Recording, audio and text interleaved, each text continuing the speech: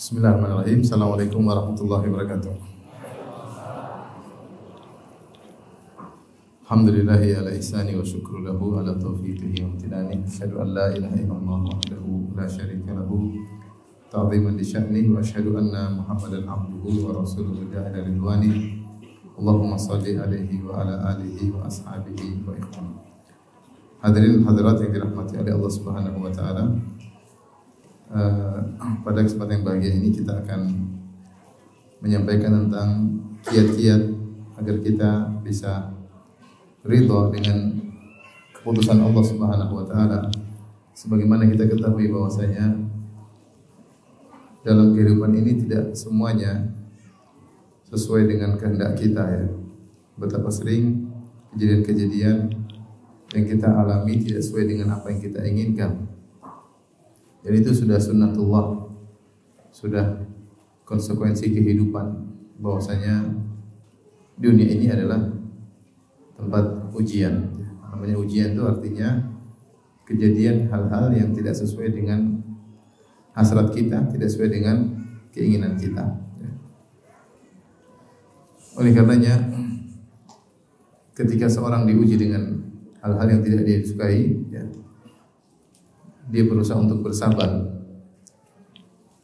Kalau dia tidak bersabar, maka dia terjerumus dalam dosa.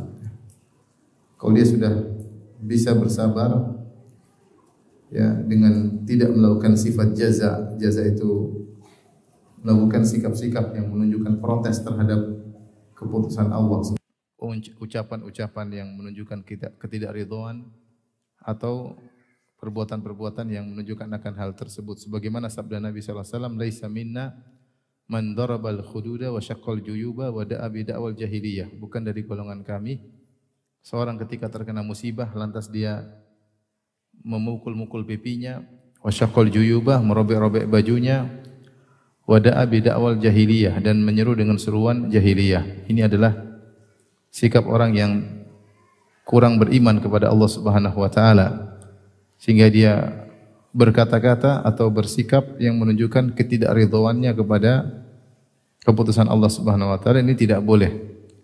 Ini adalah perbuatan tercela, bahkan dosa. Sehingga orang yang seperti ini ketika diberi musibah dan dia bersikap dengan sikap demikian, maka musibah tersebut dia tidak mengurangi dosa-dosanya, tidak mengangkat derajatnya, bahkan semakin memperburuk dirinya, karena Rasulullah mengatakan laisa minna, bukan dari golongan kami orang yang seperti ini.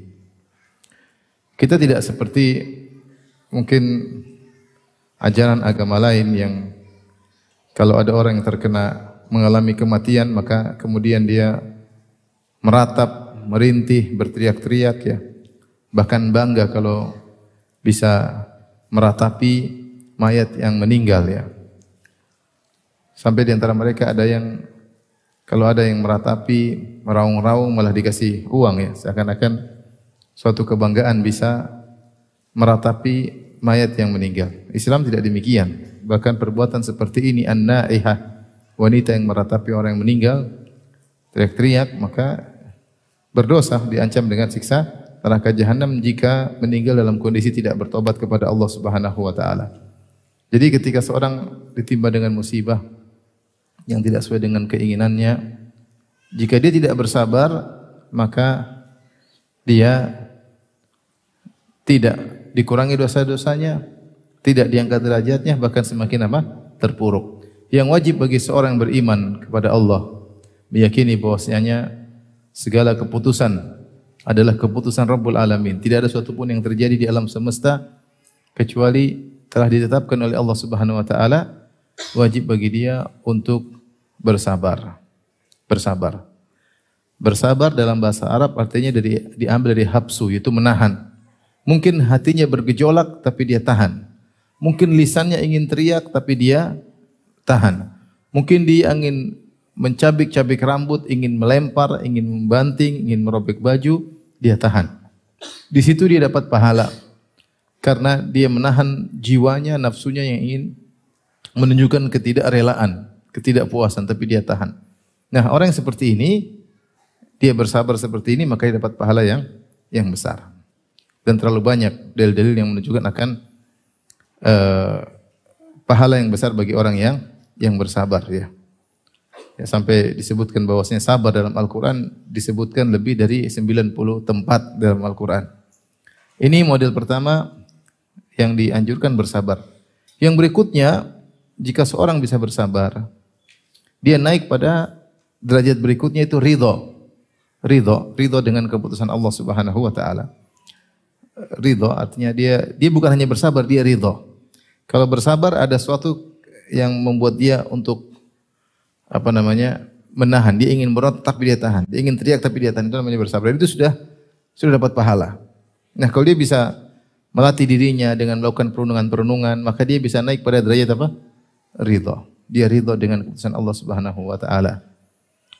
Makanya di antara doa Nabi sallallahu alaihi wasallam, as'aluka ridha ba'dal qada. Ya Allah, aku mohon kepada Engkau ridha setelah keputusanmu. Karena tidak semua orang bisa bersabar, bisa ridho. Ada orang bersabar namun dia belum sampai pada derajat apa? Ridho ya. Dan kalau dia bisa hebat lagi, dan ini sangat sulit, dia sampai pada derajat bersyukur atas musibah yang menimpanya. Tapi ini derajat yang sangat-sangat sulit. Yang penting kita tidak sampai pada derajat jaza. Jaza tadi, ngamuk, meronta, semua perbuatan, semua ucapan yang menunjukkan kita tidak ridha dengan keputusan Allah Subhanahu wa taala. Dari sini kita tahu ketika ada musibah, manusia bermacam-macam. Ada yang jaza tadi, tidak sabar, ini berdosa. Kemudian ada yang sabar, ini terpuji. Lebih tinggi lagi apa? Ridha, lebih tinggi lagi apa? Bersyukur. Hadirin dan hadirat yang dirahmati Allah Subhanahu wa taala, pada kesempatan yang bagian ini kita akan bahas bagaimana agar kita bisa ridha dengan keputusan Allah yang tidak sesuai dengan hasrat kita, tidak sesuai dengan keinginan kita. Karena sebagaimana saya katakan, dalam kehidupan ini banyak sekali perkara-perkara yang di luar daripada keinginan kita. Kita ingin berlayar menuju ke utara, ternyata angin berhembus menuju ke selatan. Itu sering terjadi. Kita ingin berlayar menuju ke timur, ternyata angin berhembus menuju ke barat. Inginnya A, Allah kasih keputusan yang B. Tidak sesuai dengan keinginan kita. Nah, berikut kiat-kiat yang membantu kita untuk bisa ridha dengan keputusan Allah Subhanahu wa taala.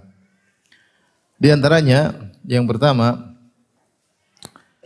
ikhwan dan akhwat yang dirahmati Allah Subhanahu wa taala, jika ada sesuatu yang menimpa kita yang tidak kita sukai, kita yakin semua sudah takdir Allah Subhanahu wa taala. Maka kita ucapkan apa? Qaddarallah wa ma syaa fa'al. Wa ma syaa fa'al. Ini sudah takdir Allah. Ini perkataan yang kalimat yang sangat kuat. Ini semua sudah takdir Allah. Kalau kita mengatakan sudah takdir Allah, artinya ini tidak bisa kita terlepas darinya. Keputusan ini kita tidak akan bisa terluput darinya. Ya. Qul la yusibana illa ma kataballahu lana. Katakanlah tidak akan menimpa kita kecuali yang sudah Allah catatkan akan menimpa kita. Enggak mungkin kita kabur. Dan di antara wasiat Nabi kepada Ibnu Abbas radhiyallahu ta'ala anhuma, anna engkau harus yakin anna ma asabaka lam yakun liyukhti'ak. Apa yang menimpamu tidak mungkin meleset darimu. Wa ma akhta'aka lam yakun liyusibak, dan apa yang meleset darimu tidak akan menimpamu. Ini keyakinan mendasar bagi setiap orang mukmin dan mukminah bahwasanya semua yang terjadi telah ditakdirkan oleh Allah Subhanahu wa taala, tidak mungkin dia kabur dari keputusan tersebut. Allah telah mencatat musibah tersebut 50.000 tahun sebelum Allah menciptakan langit dan bumi. Dalam hadis kataballahu maqadira al-khalaiq qabla an yakhluqas samawati wal ard bi 50 alf sanah. Bahwasanya Allah telah mencatat takdir seluruh kejadian-kejadian 50.000 tahun sebelum Allah ciptakan langit dan bumi. Saya sakit, ya, sudah dicatat oleh Allah Subhanahu wa taala. Saya rugi, sudah dicatat oleh Allah Subhanahu wa taala, ya. Ya. Saya terkena kecelakaan, sudah takdir Allah Subhanahu wa taala, enggak bisa saya hindari. Ya, tentu ada sebab-sebabnya, tapi ini semua sudah tercatat. Ya. Saya qadarullah ternyata dicerai oleh suami, sudah ditakdir oleh Allah Subhanahu wa taala. Saya ditakdirkan menjanda, sudah dicatat oleh Allah Subhanahu wa taala. Apalagi ibu-ibu? Saya ditakdirkan dipoligami, sudah ditakdirkan oleh Allah Subhanahu wa taala. Sudah takdir, semuanya sudah takdir ya. Yang baik maupun yang buruk sudah tercatat. Kita memang bisa berusaha, kita bisa berencana, kita bisa buat skenario, tapi semua yang terjadi semuanya keputusan Allah Subhanahu wa taala. Dengan meyakini semua sudah ditakdirkan, ini sangat meringankan beban dan buat kita ridha karena kita tahu yang mentakdirkan ini semua Tuhan yang maha luas ilmunya, yang maha mengetahui kemaslahatan saya, yang tahu yang terbaik bagi saya. Ya, yang sangat sayang kepada diriku lebih daripada ibuku terhadap diriku. Kalau kita seperti itu, kita bisa ridha.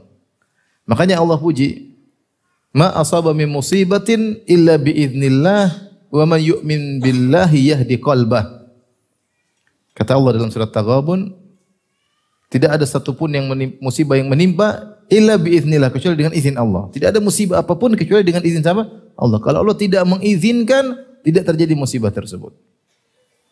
Kemudian kata Allah, "Wa may yu'min billahi yahdi qalbah." Siapa yang beriman kepada Allah, maka Allah akan beri hidayah kepada hatinya.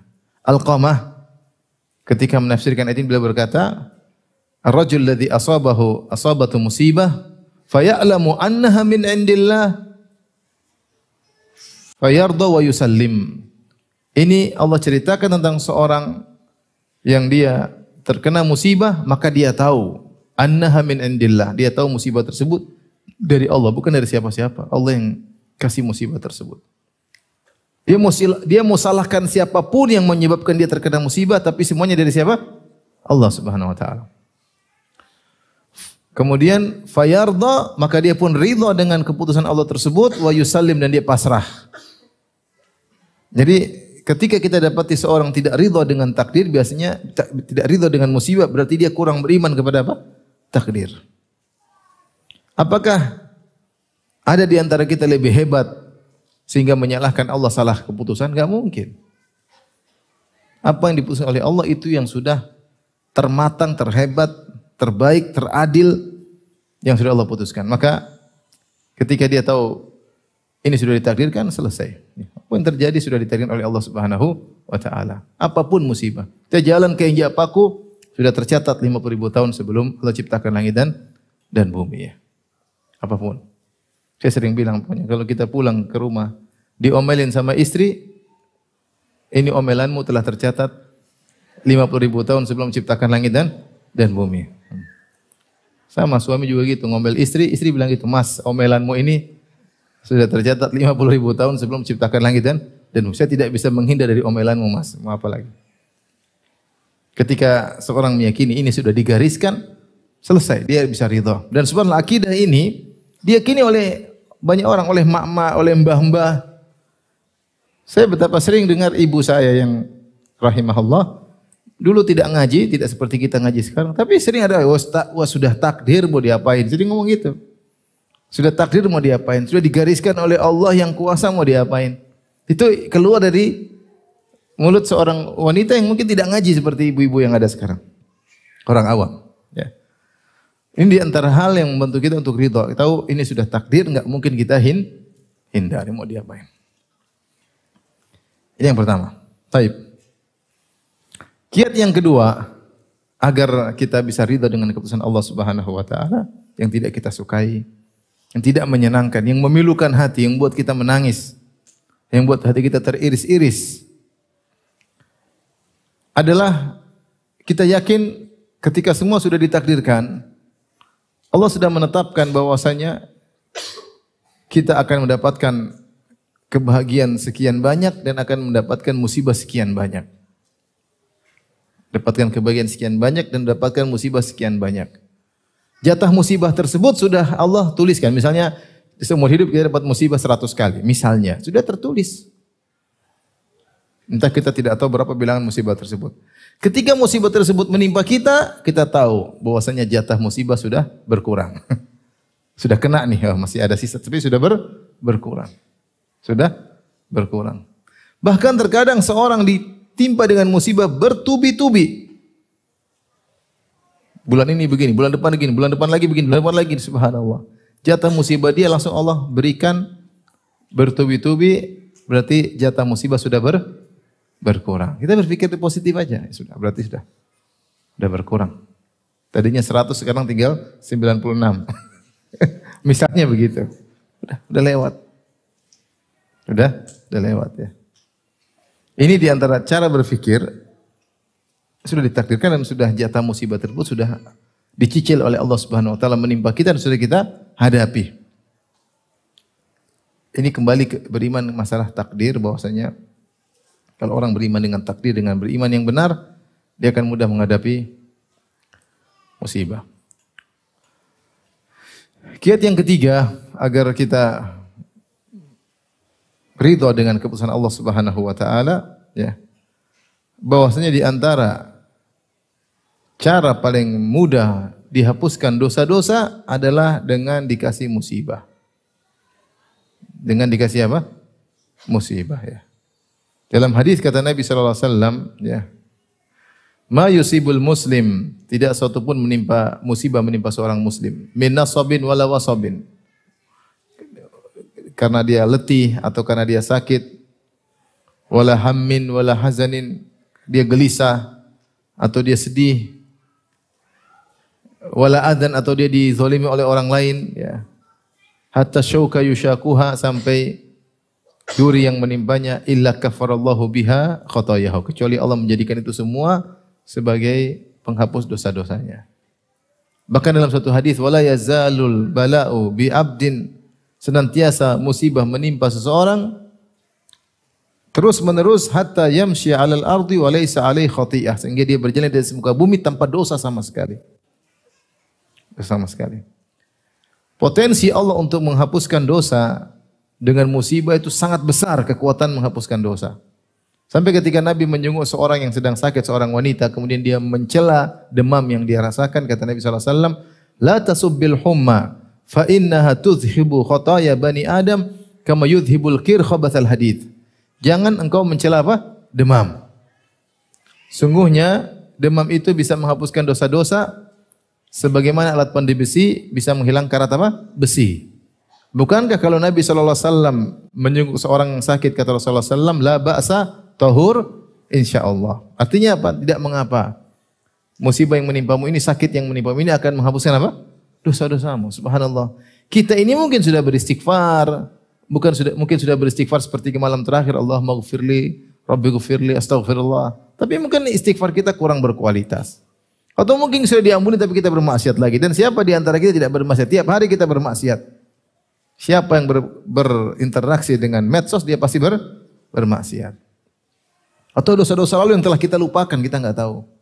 Karena terlalu banyak kegiatan, lupa dengan dosa-dosa masa lalu. Nah, ada cara Allah untuk menghapuskan dosa dengan cepat adalah dengan dikasih apa? Musibah. Kalau demam saja, demam penyakit biasa, kita rata-rata kuat dengan demam. Meriang. Kemudian tinggal ambil selimut, minum jahe, meriang. Tidak begitu sakit. Meriang itu tidak begitu sakit. Lain dengan kalau kutusuk-tusuk, rasanya tertusuk-tusuk itu sakit. Meriang cuma biasa. Dia sakit tapi tidak begitu berat. Kita biasa meriang. Itu aja kata Nabi sallallahu alaihi wasallam, fa innaha tudhibu khata. Jangan kau mengeluh, jangan bilang dasar demam, enggak boleh kau caci maki demam. Demam sakit apa kayak gini, kok enggak hilang-hilang, itu enggak boleh seperti itu. Kenapa? Fa innaha tudhibu khataya bani Adam kama yudhibul kir khabathal hadid. Karena demam itu bisa menghapuskan dosa-dosa sebagaimana alat pandai besi yang menghilangkan karat besi. Saya tanya sama ibu-ibu, mana lebih menyakitkan, sakit hati atau demam? Diomelin suami atau sakit gigi, mana yang lebih menyakitkan? Ibu-ibu, lebih menyakitkan mana? Sakit gigi atau diomelin suami? Kalau sakit gigi sama demam lebih sakit menyakitkan mana? Sakit gigi. Kalau demam saja bisa menghapuskan dosa-dosa, potensi kekuatan dia menghapuskan dosa begitu kuat, apalagi sakit apa? Gigi. Kalau sakit gigi, apalagi sakit hati. Kalau diomelin suami, jengkel memang, tapi itu dosa langsung cepat apa? Terhapus. Apalagi ibu-ibu banyak dosa. Jelas tidak. Apakah ada yang ragu akan hal tersebut? Kita semua banyak dosa. Jadi buat kita ridho diantaranya saya ini banyak dosa. Saya banyak dosa. Allah kasih musibah, ya sudahlah. Tahur insyaallah. Mudah-mudahan menghapuskan apa? Dosa-dosa. Tadi kata Nabi sallallahu alaihi wasallam, la yazal bala, senantiasa musibah menimpa seorang hatta yamshi 'alal ardi wa laysa 'alaihi khati'. Sambil berjalan semoga tidak ada dosa sama sekali pada dirinya. Musibah pada dirinya, musibah pada anaknya, musibah pada hartanya, musibah terkait suaminya, musibah terkait istrinya. Musibah. Ini yang keberapa Ibu? Yang ketiga. Sekarang yang keempat, di antara kiat agar kita bisa ridha dengan keputusan Allah. Kita tahu bahwasanya di antara tanda cinta Allah kepada seorang hamba adalah Allah memberi musibah. Dalam hadis innallaha idza arada bi abdihi khairan man yuridillahu bihi khairan yusib minhu. Man yuridillahu bihi khairan yusib minhu. Siapa yang Allah ingin kebaikan pada dirinya, Allah kenakan musibah pada dirinya. Siapa yang Allah ingin kebaikan pada dirinya, Allah kenakan musibah pada dirinya. Ya. Dalam satu hadis kata Rasulullah SAW, "Idza ahabballahu qauman ibtalahum." Jika Allah mencintai suatu kaum, Allah kasih musibah kepada mereka. Saya ulangi hadis pertama, "Man yuridillahu bi khairan yusib minhu." Siapa yang Allah ingin kebaikan padanya, Allah berikan musibah kepadanya. Hadis berikutnya, "Idza aradallahu biqaumin idza ahabballahu qauman ibtalahum." Jika Allah mencintai suatu kaum, Allah akan menguji mereka. Oleh karenanya, siapakah orang yang paling besar ujiannya adalah orang yang paling dicintai oleh Allah Subhanahu wa taala. Ketika Nabi SAW ditanya, "Ayun nasi asyaddu bala'an ya Rasulullah?" Siapakah orang yang paling besar diuji, yang paling besar ujiannya kata Nabi sallallahu alaihi wasallam al-anbiya, para nabi. Itu nabi orang-orang yang paling dicintai oleh Allah. Tsumma shalihun, kemudian orang-orang saleh. Tsumma al-amsal fal amsal, kemudian selanjutnya dan selanjutnya. Yubtala ar-rajulu ala qadri imanihi, seorang diberi ujian oleh Allah berdasarkan tingkat apa? Keimanannya. Oleh karena kalau kita renungkan tentang sejarah Nabi sallallahu alaihi wasallam, maka beliaulah orang yang paling banyak ujiannya. Bertumpuk ujian kepada Rasulullah sallallahu alaihi wasallam. Dari berbagai macam sisi ujian. Lahir dalam kondisi yatim, dirawat sama ibunya, kemudian ibunya pun meninggal. Ya. Kemudian dirawat oleh pamannya, kakeknya kemudian oleh pamannya miskin, dia mengembala kambing. Harus bekerja, ya. Tanpa ada kasih sayang ayah dan ibu, musibah. Ya. Kemudian akhirnya menikah dengan Khadijah, akhirnya dia begitu cinta kepada Khadijah, akhirnya orang yang paling dia cintai tersebut meninggal dunia. Kesedihan yang benar-benar dirasakan oleh Nabi SAW. Kemudian anak-anaknya semuanya meninggal. Anaknya 7, semuanya meninggal dalam kehidupan Nabi kecuali Fatimah. Fatimah 6 bulan setelah wafatnya Nabi SAW. Siapa tidak sedih anaknya meninggal? Subhanallah, saya kadang lihat seorang, bagaimana anaknya duluan meninggal daripada dia. Sedih. Bukan cuma satu, Nabi SAW 6 semua meninggal. Mulai dari Abdullah, Qasim, kemudian Zainab, Ruqayyah, Ummu Kulthum, dan Ibrahim. 6 semua meninggal. Apakah Nabi meronta-ronta? Tidak. Makanya ketika ada seorang wanita meratapi anaknya di kuburan meninggal. Dia meratapi. Maka Nabi SAW menasihati. Ya hadhi ittaqillah wasbiri. Wahai fulanah, bertakwalah kepada Allah dan bersabarlah. Sabar. Apa kata wanita ini? Ya. Ilaika anni innaka lam tusab bi musibati. Innaka lam tusab musibati. Pergi engkau. Kau hanya bisa ngomong, kau tidak merasakan musibah yang aku rasakan. Nabi pergi setelah itu. Nabi tidak bilang, kau baru 1, saya 6 ya. Dia bilang, ilaika anni innaka lam tusab bi musibati. Pergi kau tidak merasakan apa yang aku rasakan. Kau tidak pernah kena musibah seperti musibah yang menimpa aku. Kata Nabi, Nabi pergi. Akhirnya orang itu, perempuan ibu dikasih tahu, ibu tadi dikasih tahu, tadi yang menegur kamu adalah Nabi. Maka dia pun minta maaf sama Nabi. Kata Nabi sallallahu alaihi wasallam, "Innamas sabru inda sadamatil ula." Sungguhnya sabar yang sungguhnya adalah pada hantaman yang pertama. Jadi mau saya, kalau kita renungkan, orang yang paling banyak ujiannya Nabi sallallahu alaihi wasallam. Terusir dari negerinya, kota Mekah yang sangat dia cintai, yang penuh dengan kenangan, nostalgia. Dimusuhi oleh karib kerabatnya. Dari suku Quraisy, semua suku Quraisy memusuhi Nabi sallallahu alaihi wasallam. Yang harusnya menjadi penolongnya malah memusuhinya. Diserang berulang-ulang untuk dibunuh. Dituduh dengan tuduhan yang tidak-tidak. Ketika anak-anaknya masih hidup, putri-putrinya, suami-suaminya suruh cerai putri-putrinya biar Rasulullah sedih dengan kehidupan rumah tangganya yang anak-anaknya dicerai oleh mantu-mantunya. Ketika salat kemudian letakkan kotoran di atas pundaknya sementara dilihat oleh putrinya Fatimah radhiyallahu taala anha. Bagaimana bapaknya sedang dihina dan putrinya melihat. Itu pilu bagi Nabi sallallahu alaihi wasallam. Banyak ujian Nabi sallallahu alaihi wasallam. Kalau Nabi sakit maka panasnya 2 kali lipat. Kata sahabat ketika Rasulullah SAW sakit, panasnya tembus sampai ke selimut. Kata Nabi SAW, berkata, "Ya Rasulullah, innaka tuka wa akan syadida." Sungguhnya engkau sakit panas. Kata Nabi SAW, "Inni u'ak kama yu'akur rajulani minkum." Saya kalau panas 2 kali lipat daripada kalian. Kenapa? Apa karena dosamu, apa karena pahalamu 2 kali lipat? Kata Nabi, iya. Karena pahaluku 2 kali lipat. Ya. Jadi maksud saya, di antara tanda Allah cinta kepada seorang, Allah kasih apa? Musibah. Karena musibah adalah cara paling cepat untuk mengangkat derajat seorang tinggi.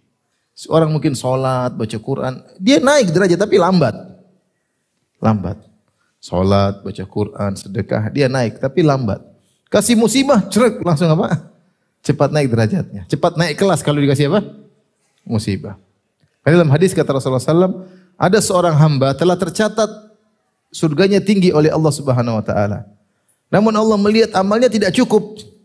Allah sudah lihat dia salat malam, dia baca Quran, dia mungkin berdakwah, dia mungkin berbakti tapi enggak cukup. Sementara ditakdirkan harusnya surganya apa? Tinggi. Maka bagaimana cara Allah agar dia bisa naik? Kasih musibah. Sehingga dia langsung cepat surganya apa? Tinggi. Jadi jika seorang terkena musibah, dia husnudzon aja ya. Semoga ini tanda cinta Allah kepada aku. Semoga ini mengurangi dosa-dosaku dan mengangkat apa? Derajatku. Jangan dia suudzon. Sungguhnya musibah itu mengangkat derajat seorang hamba begitu cepat, mengalahkan ibadah-ibadah yang mungkin dia lakukan selama ini. Allah punya cara. Taib. Yang berikutnya, yang berapa? 5. Agar seorang mudah untuk ridha dengan keputusan Allah Subhanahu wa taala, sebagaimana dijelaskan oleh Syekhul Islam Ibnu Taimiyah rahimahullahu taala, bahwasanya musibah itu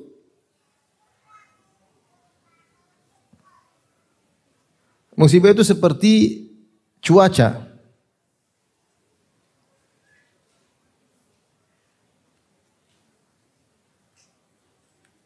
Cuaca seperti kita alami dalam keseharian, ada panas, ada dingin, ada hujan, ya.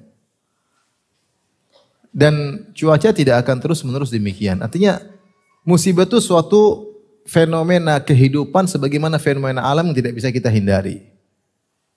Ketika kita di rumah ada hujan, kita biasa aja hujan, waktunya hujan-hujan. Musim kering, waktunya musim kering. Waktunya panas-panas, waktunya dingin-dingin. Begitu fenomena alam hidup tidak bisa kita hindari. Ya, sabar. Ketika kita tahu itu suatu fenomena alam yang tidak mungkin hilang, kita bisa sabar enggak? Bisa. Lihat orang-orang tinggal di Eropa.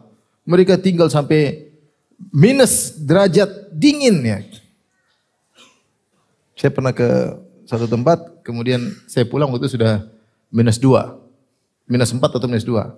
Saya pulang, saya telepon kawan, Sehari itu 2 hari berikutnya gimana? Sekarang udah -13. Alhamdulillah saya sudah pulang. Tapi dia biasa aja. Karena dia sudah menyiapkan diri bahwa ini fenomena apa? Alam. Namanya musibah gitu. Enggak ada orang hidup tanpa musibah. Adakah orang hidup tanpa musibah? Raja. Karena musibah enggak? Coba tanya raja di dunia ini. Raja mana? Presiden manapun. Pernah enggak? Ada enggak raja enggak mencret? Coba tanya. Semua raja pasti pernah apa? Mencret.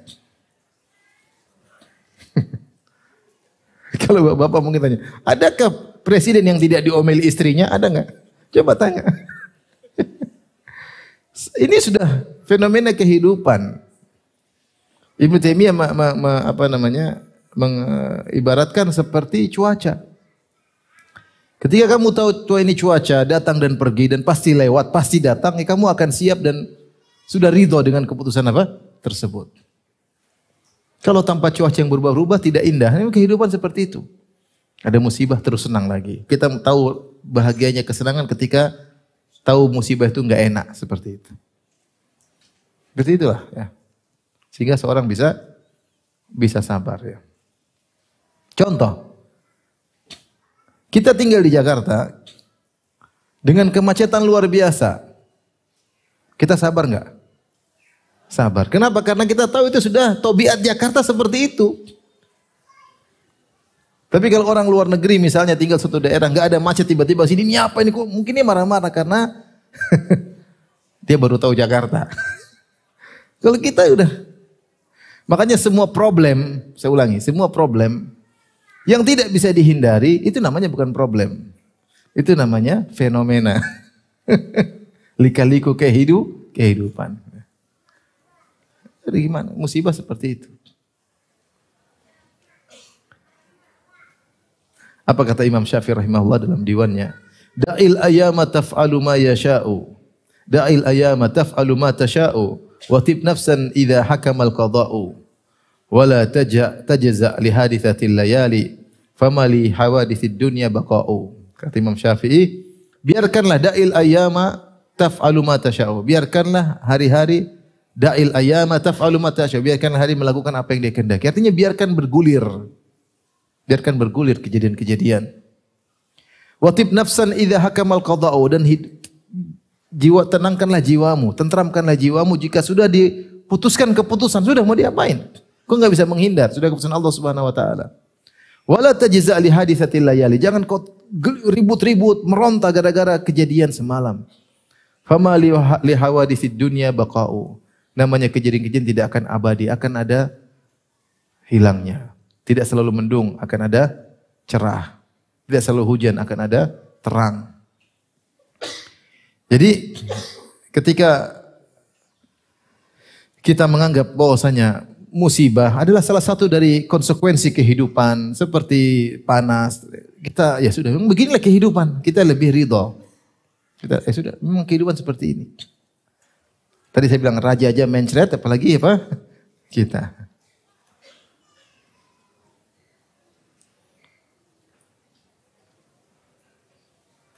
Baik, sehingga kita ridho dengan keputusan Allah Subhanahu wa taala bahwasanya musibah hanyalah salah satu dari pernak-pernik kehidupan.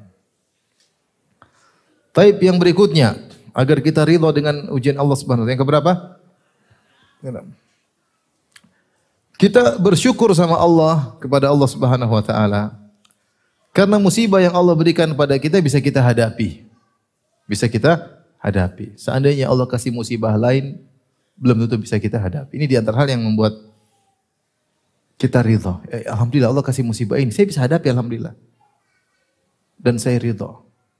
Kalau saya tidak puas diuji dengan musibah ini, saya bisa dikasih ujian yang saya tidak mampu untuk menghadapinya. Alhamdulillah musibah ini saya bisa hadapi. Benar terkadang menangis, terkadang sedih, terkadang pusing, tapi saya masih bisa hadapi. Alhamdulillah. Allah pilihkan bagi saya musibah yang bisa saya hadapi. Tuhan saya Maha Penyayang. Tuhan saya tahu kapasitas saya. Alhamdulillah, saya bisa apa? Hadapi. Ini antara hal yang membantu kita untuk ridha dan bersyukur. Seandainya Allah berikan saya musibah yang lain, saya tidak bakalan mampu.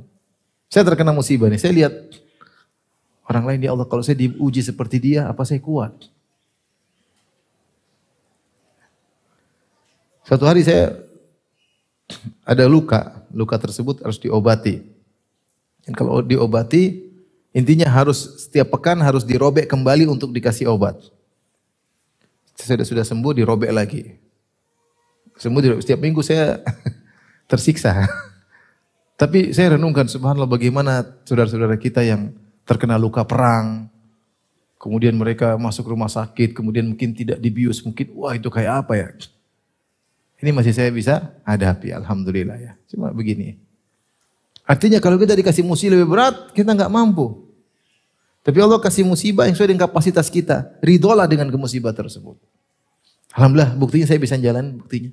Kalau saya tidak bisa menjalani itu bukan apa, tapi karena saya terlalu teriak-teriak, terlalu coba tenang, sholat, sabar, bisa jalani bisa. Alhamdulillah, pujilah Allah. Engkau dikasih musibah yang engkau bisa hadapi.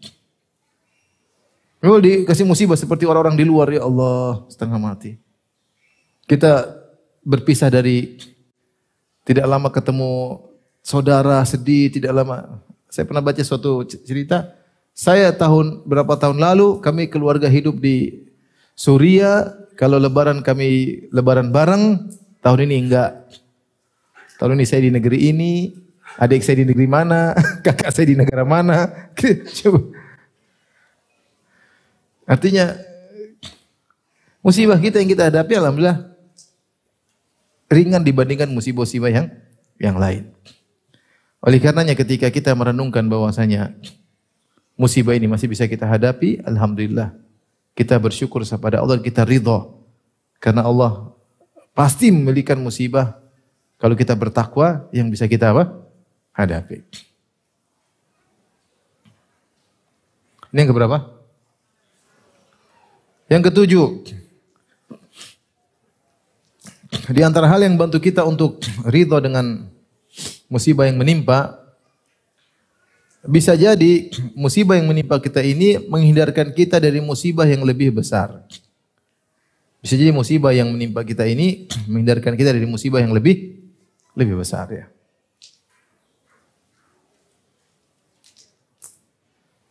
Saya pernah sampaikan tentang kisah seorang yang dia jatuh sehingga kakinya sakit.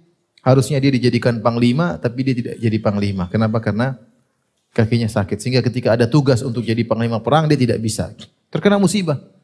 Terkena musibah, dia bilang qadarullah. Suatu hari dia terkena musibah, kemudian datang panggilan jadi panglima, dia tidak bisa. Dan dia sedih. Ternyata dia ditugaskan jadi panglima untuk memimpin pasukan untuk menyerang Husain bin Ali bin Abi Thalib radhiyallahu taala anhu, yaitu cucunya Nabi sallallahu alaihi wasallam. Maka baru saat itu dia pun bersyukur sama Allah. Seandainya saya tidak dikasih musibah ini, mungkin saya jadi panglima dan saya akan membunuh siapa? Cucunya Nabi sallallahu alaihi wasallam. Itu contoh sederhana bahwasanya terkadang Allah kasih musibah kelihatannya tidak menyenangkan, tetapi ternyata untuk menghindarkan kita dari musibah yang lebih lebih besar. Seperti ada kawan-kawan saya dulu di Jamiah, dia cerita, dia mau naik pesawat, kemudian dia pergi ke bandara, ternyata macet. Kemudian sampai ternyata pesawat itu kecelakaan. Musibah ketika ketinggalan pesawat, sedih. Tapi ternyata Allah ingin menghindarkannya dari musibah yang lebih lebih besar. Dan demikian kita nggak tahu ya cerita di balik musibah yang menimpa kita ya. Dan banyak kejadian sedih. Setelah kita renungkan, oh iya ternyata seandainya kemarin berhasil, mungkin sudah kayak apa. Cuma kita perlu perenungan sedikit aja. Mencari hikmah di balik itu. Mungkin tidak langsung, tapi setelah beberapa bulan kemudian, ya alhamdulillah seandainya dulu terjadi, ya mungkin seperti apa kita nggak tahu. Contoh seorang lelaki mungkin, dia ngelamar akhwat, terus ditolak. Musibah atau bukan? Musibah. Dia nggak tahu. Seandainya kalau dia nikah sama akhwat itu, mungkin musibah beruntun. Tiap hari diomelin sama apa? Istrinya. Kalau sudah banyak diomelin, akhirnya pembuluh darah tegang, akhirnya kolesterol, stroke dan mudah mati. Alhamdulillah Allah menghindarkan dia dari kematian. dengan ditolak. Dia nggak tahu. Ini rahasia Allah Subhanahu wa taala. Ya. Artinya saya sendiri mengalami pengalaman, bukan pengalaman ditolak ya, bukan ya. Artinya saya ada pengalaman dalam kehidupan ini setelah saya renungkan, oh iya ya, seandainya kemarin saya berhasil, oh ternyata tidak pas, ternyata kebongkar, ternyata terlihat, Allah lihatkan. Itu sering. Oleh karenanya ketika dan kita analogikan, dan ada kejadian-kejadian yang kita tidak tahu. Ada sebagian kejadian Allah buka hikmahnya. Mungkin kita mengalami 20 musibah. 2 Allah bukakan tuh, lihat tuh. Coba seandainya kemarin kau tidak terkena musibah. Yang 18 kita analogikakan, sudah selesai. Paham? 2 Allah buka. Allah tidak mesti bukakan semua hikmah musibah yang menimpa kita. Di balik itu ada musibah besar. Tapi dengan Allah bukakan 2, kita sudah bisa menganalogikakan yang lain. Kita bisa husnudzon sama Allah Subhanahu wa taala.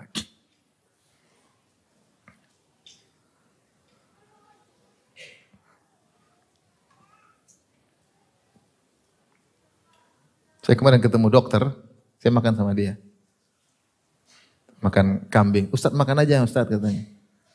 Kalau kambing tidak bikin mati, yang bikin mati diomelin istri katanya. Ibu-ibu, benar enggak Bu? Enggak ya, diomelin suami bikin mati. Orang tegang, pikiran tegang ya.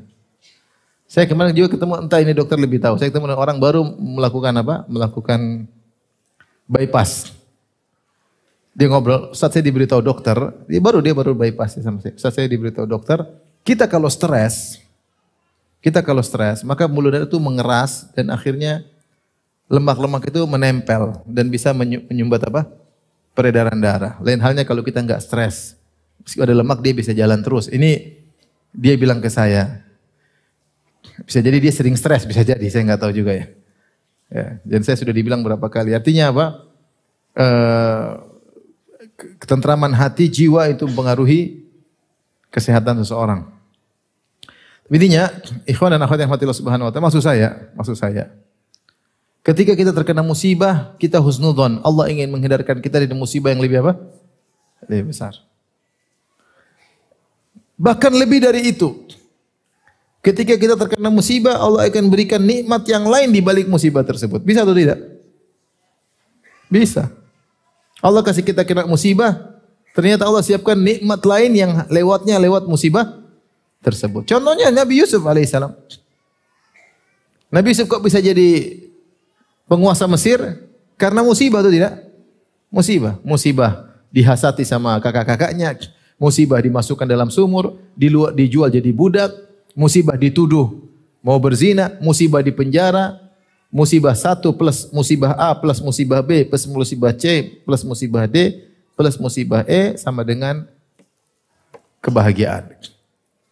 Jadi maksud saya bukan sekedar Allah menghindarkan kita dengan mengenakan kita, membuat kita terkena musibah ini. Bukan sekedar menghindarkan kita dari musibah yang lebih besar, bahkan terkadang Allah siapkan nikmat di balik musibah tersebut. Kalau bukan Nabi Yusuf terkena musibah, maka Nabi Yusuf tidak akan menjadi penguasa di kota Mesir. Tidak akan.